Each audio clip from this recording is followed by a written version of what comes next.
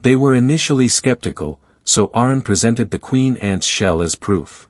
Even Xenoph had never seen a queen ant, as conquering an ant nest required significant manpower, usually directed at orc or goblin villages. How could Aran have conquered it alone? Worried he might reveal too much, Aran quickly changed the subject, showing the sparkling stone he found, which was Mistil ore. Now convinced, Lord Brabiel and Cecil believed Aran's story. According to national law, as the discoverer of the Mistil ore mine, Aran was entitled to 30% of the mining profits. This discovery made Aran considerably wealthy. By October, Aran finally turned 12, and the Lord's family began their century-long awaited mining operations. Thanks to Aran's discovery of the mine, he was now extremely wealthy and didn't have to worry about money. However, he found no joy in this peace and quiet. At that moment, the butler rushed to inform Aran that the royal messenger had visited Lord Brabiel again, this time accompanied by Count Cannel. The visit concerned the Misril mine. The Brabiel and Cannel families had long been in dispute, and now the royal family wanted to resolve it by having both families manage the White Dragon Mountain range together. Lord Brabiel was shocked and refused, insisting on a royal confirmation. This angered the messenger, and the lord was left sweating, worried that the mine might fall into the Cannel family's hands. With the knight captain busy guarding the mines and 2 days away from returning, the lord needed him to accompany him to the capital to settle the matter. The idea of jointly managing the mountain range seemed peaceful, but Aran suspected Count Cannel had ulterior motives. As he pondered, he heard a scream from Cecil's room. Rushing to check, he found 3 intruders kidnapping Cecil. Aran drew his sword and fought valiantly but couldn't defeat even one of them. They used toxic smoke, knocking Aran unconscious. When he awoke, he found himself and Cecil bound. A summoner can still fight as long as they're alive, so Aran summoned Horu to observe from above. The gang's leader appeared, angry at his men for bringing Aran, and ordered them to kill Aran immediately. The leader was far more dangerous than the others, a hardened warrior from the battlefield and the only guarantee of their safety against someone like Xenoph. Aran first needed to figure out where they were. Controlling Horu, he discovered they were on an airborne ship. With no way to escape, he decided to gather more information. Circling the ship, he looked for Dagraha, the leader, only to find many passengers who seemed unrelated to the kidnapping. Perhaps they could help. Just as Aran considered approaching them, he heard a familiar laugh. It was Count Cannel and the royal messenger. Their presence confirmed this was their scheme. Aran eavesdropped on the conversation in a corner and realized the letter wasn't from the emperor but was a forged version created by the deputy minister of justice. To obtain this letter, they had paid a hefty price, offering a share of the mining profits from the White Dragon Mountain to the deputy minister. Count Cannel wasn't concerned about the cost since his family already had enough money. His aim was to bring down Lord Brabiel's family. After delivering the letter to Lord Brabiel, they were certain he would petition the royal court. If the letter's forgery was exposed, they would be ruined, so they kidnapped Cecil to hold her hostage, ensuring Lord Brabiel wouldn't act rashly. They had also sent a warning letter, threatening to send Cecil's severed hand to her family if Lord Brabiel continued his pursuits. And if he tried to cross borders to save her, they were ready to accuse him of illegal entry. They even had a plan to counter Knight Captain Xenoph. Their plan was meticulously crafted, leaving no room for Lord Brabiel to retaliate. With Brabiel in a tight spot, Aran knew he had to act fast to save Cecil. Just then, Cecil regained consciousness. She struggled against her restraints, inadvertently kicking Aran. Although Aran was awake, he pretended to be unconscious. Annoyed, one of the kidnappers moved to silence Cecil. Unable to feign unconsciousness any longer, Aran took action, summoning a Jiha to spread sleep-inducing poison. It worked on one, but the stronger one killed a Jiha immediately. Aran then freed himself, summoning bears to distract the stronger kidnapper while he dealt with the other. By the time the kidnapper dispatched the bears, Aran had eliminated his accomplice. Now, only the strong kidnapper remained. Aran needed to act quickly before the gang leader returned. The situation was precarious, and every move counted. Aran summoned Boran to block his path, then summoned a buff to enhance Cecil's dodge ability, preparing in case he targeted her. Next, worms and spiders simultaneously attacked him. He couldn't believe that someone could control so many beasts at once. Overwhelmed, he was left swollen-faced by Arin's punches. Just then, the ship's PA system announced they were nearing the canal territory. Arin needed to quickly escort Miss Cecil away. However, an unexpected twist occurred as Dagraha, the leader, returned. Arin was caught off guard and thrown against a wall. Dagraha's speed was unmatched, Arin couldn't even see his movements. Knowing he couldn't fight him, Arin shifted his priority to saving Miss Cecil. Suddenly, Canal's voice echoed through his beast Horu, distracting Dagraha. Seizing the moment, Arin used spider silk to restrict Dagraha's movement, leaving 2 Horus for defense. The spaceship was about to land in Canal's area. If it touched down, Arin would lose his chance. He carried Cecil to a window, estimating a 100-meter drop. Without hesitation, he buffed his defense attributes, then jumped down with Cecil, resulting in only a minor leg fracture, which was easily healed with his recovery potion. Now, his focus was to get Miss Cecil home safely. Arin carried Cecil at full speed, summoning Horu to guide them. He was cautious, leaving a scout bird to monitor the situation. Dagraha informed Canal of their survival. Arin knew he had to move quickly, as Cecil was vital to their plan. If Canal discovered she was alive, he'd mobilize forces to capture her. Reaching the city gates, Arin used his status as a member of the Brabial House to pass through. He let Horu lead the way, heading towards the mountains to avoid the giant dragon in the White Dragon Range. Unsure how many days it would take to reach his clan, Arin left the city and ventured deep into the mountains, deciding to rest for a bit. He offered Cecil some food from his space storage. Cecil was amazed to see Arin communicating with beasts, feeling surprised by him for the first time in their 4-year acquaintance. At that moment, Arin realized that Count Canal had discovered their survival. Dagraha immediately left the city, heading straight for the forest where Arin and Cecil were resting. With his tracking skill, they couldn't stay there any longer. Arin quickly urged Cecil to leave immediately.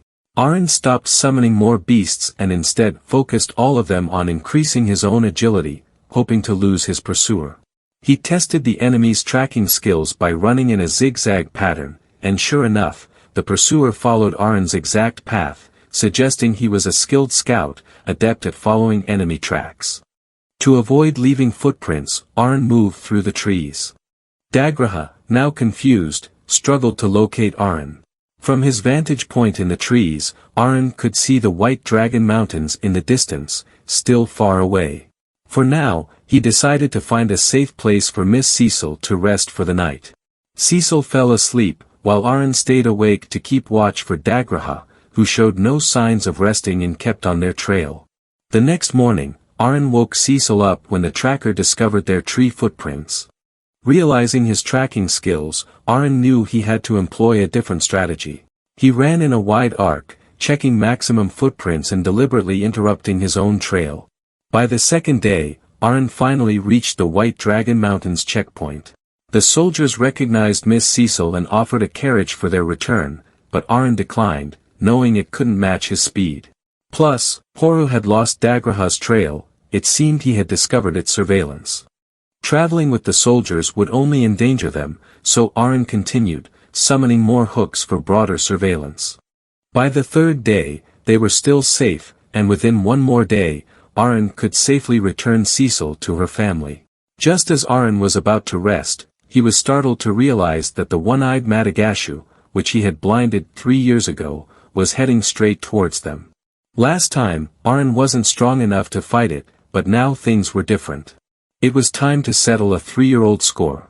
Cecil hid in a corner as Arin instructed, ensuring the beast wouldn't detect her. Arin knew he had to defeat the creature before Dagraha caught up. His strategy was straightforward. He utilized his team of magical beasts, summoning a troop of bears to encircle the Madagashu. With a single strike, the creature killed 2 of Arin's bears. Realizing he couldn't afford more losses, Arin summoned Boron to protect the bears. As they engaged the beast, Arin aimed to blind its remaining eye with an iron ball, but the Madagashu, now more cautious from their previous encounter, dodged the attack. The fierce battle unfolded, leaving Cecil in awe of Aron's fighting style. Aron reminded himself calmly that he had defeated the Orc King, and even if the Madagashu was stronger, it was still only a rank B beast. He was confident he could defeat it. After grappling with the bears, the Madagashu changed tactics, leaping in front of Aron. Caught off guard, Aron quickly summoned Boron for protection, but it was only a momentary shield. The Madagashu seized Aron, intending to savor killing him slowly. Aron kept using healing herbs to sustain himself. As the creature bit into his leg, Aron swiftly drew a knife, blinding it in its remaining eye. The beast howled in pain and aimed to kill Aron immediately. But Aron, having withdrawn all his magical beasts to fortify his defense, remained unharmed. He had prepared hundreds of healing herbs since being pursued by Dagraha, wondering who would perish first. With a final strike, Aron defeated the Madagashu. Cecil ran to him, crying, fearing he was dead. Aron wanted to comfort her, but there was no time as Dagraha had already arrived. Aron pushed Cecil behind him, ready to confront Dagraha. The Loyalists' defiance enraged Dagraha, who kicked Aron in the stomach with incredible speed. Dagraha taunted Aron, challenging him to summon his beasts, but Aron was exhausted from the previous battle. Just as Dagraha was about to deal the final blow, something unexpected happened. Miss Cecil, who had never been able to use magic despite her efforts, suddenly unleashed a magical power. Cecil, knowing Aron could no longer fight, decided to act, recalling her father's warning that magic was dangerous and to be used only in emergencies. Now was the time. She unleashed a fireball at Dagraha, hoping to take him down, but he easily dodged and countered, enraging Aron. Aron had heard about Dagraha on the ship, a deserter who left his comrades to die, now doing dirty work to survive, a true lowlife. Aron's plan was to provoke Dagraha, draining his magical energy. In this world, there were three types of magic: innate from birth, gained through training, and extra skills, which Aron lacked. Most in this world were ordinary, and Dagraha's talent lay in scouting, his extra skill likely being tracking. Despite his strength, he was just a 1-star, while Aron, a summoner, had yet to discover his own extra skill, which he was sure would surpass Dagraha's. Aron took blow after blow, using life herbs to heal himself, waiting for Dagraha to tire. Then Aron revealed a secret: from the moment Dagraha attacked Miss Cecil, his death sentence was sealed. Only then did Dagraha notice the bird overhead, leading Xenoph, the knight captain, straight to them. It was too late. Aron had released the bird at the White Dragon Mountains checkpoint to seek help from his clan. Now it was a fight between Dagraha and Xenoph, with Aron too battered to continue. Upon Xenoph's arrival, Dagraha, far from intimidated, laughed maniacally, relishing the thought of killing nobility. He charged at Xenoph with astonishing speed, but his blade couldn't penetrate Xenoph's defense. Xenoph had deliberately allowed the attack, showcasing the vast gap in their strength. Dagraha, pale with fear, tried to flee but it was too late. With a single stroke, Xenoph cleaved him in two, the force devastating the surrounding forest. With the ordeal over, Aron carried Cecil back to their clan. The 4-day chase had ended well. The spoils were substantial: a grade B magic stone from the Madagashu and Dagraha's sword. Though battered, Aron was satisfied with the outcome.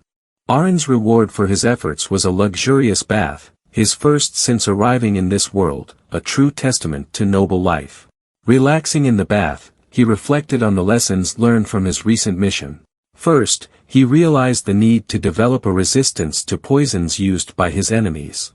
Next, he planned to prepare more life herbs in case of surprise attacks. When Knight Captain Xenoph killed Dagraha, Aron expected to gain experience, but he didn't, suggesting that killing does not always yield experience. After his bath, Aron reported the events to the Lord. The Lord understood that it was Castle who targeted his family, coupled with the forgery of royal documents, a grave crime. The Lord, unable to tolerate this, wanted to immediately appeal to the royal council. Aron stopped him, explaining that direct confrontation was not advisable since the royal envoy was involved, and any misstep could be blamed on Count Cannel.